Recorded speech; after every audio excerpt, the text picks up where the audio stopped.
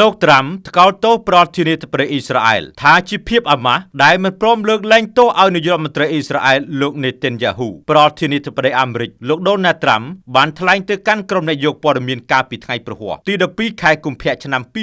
2026ប្រធានាធិបតីអ៊ីស្រាអែលលោកអ៊ីសាក់ហឺហ្សកគួរតែរងភាពអាម៉ាស់ចំពោះការមិនលើកលែងទោសឲ្យនាយករដ្ឋមន្ត្រីអ៊ីស្រាអែលលោកប៊ែនយ៉ាមីននេតិនយ៉ាហ៊ូទាក់ទិនករណីពុករលួយសូមបញ្ជាក់ថាលោកដូណាល់ត្រាំនិងនាយករដ្ឋមន្ត្រីអ៊ីស្រាអែលលោកប៊ែនយ៉ាមីននេតិនយ៉ាហ៊ូមានទំនាក់ទំនងជាមួយគ្នាព្រោះលោកប៊ែនយ៉ាមីននេតិនយ៉ាហ៊ូតែងតែជួយសហរដ្ឋអាមេរិកពង្រីកឥទ្ធិពលរបស់ខ្លួននៅតំបន់មជ្ឈិមបូព៌ាដោយលោកដូណាល់ត្រាំបានហៅសរសើរលោកប៊ែនយ៉ាមីននេតិនយ៉ាហ៊ូថាជានាយករដ្ឋមន្ត្រីដ៏ឆ្នើមក្នុងសម័យសង្គ្រាមការថ្កោលទោសរបស់លោកដូណាល់ត្រាំធ្វើឡើងបន្ទាប់ពីជំនួបដ៏សំខាន់មួយកាលពីថ្ងៃពុធដែលជាជំនួបលើកទី7រវាងលោកដូណាល់ត្រាំនិងលោកនេតិនយ៉ាហ៊ូចាប់តាំងពីមេដឹកនាំអាមេរិកវ័យ79ឆ្នាំរូបនេះវិលត្រឡប់មកកាន់តំណែងក្នុងអាណត្តិទី2ដែលផ្ដោតជាពិសេសលើកិច្ចព្រមព្រៀងនុយក្លេអ៊ែរជាមួយអ៊ីរ៉ង់លោកនេតិនយ៉ាហ៊ូដែលបានក្លាយជាមេដឹកនាំអ៊ីស្រាអែលកាន់តំណែងដំបូងគេដែលប្រឈមនឹងបទល្មើសព្រំប្រទានកំពុងបន្តតតាំងនិងការចោទប្រកាន់ពីបទសូកប៉ាន់បន្លំនិងការរំលោភលើទំនុកចិត្តនៅក្នុងសាវនាកា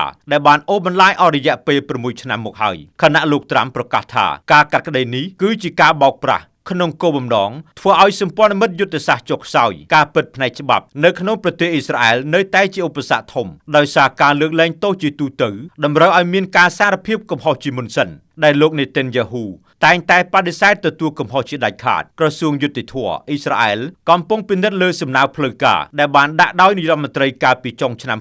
2025ប៉ុន្តែដំណើរការនេះមានភាពយឺតយ៉ាវដែលកាន់តែបង្កើនការមិនពេញចិត្តជាសាធារណៈពីលោកត្រាំជាការឆ្លើយតបយ៉ាងកម្រនិងចំ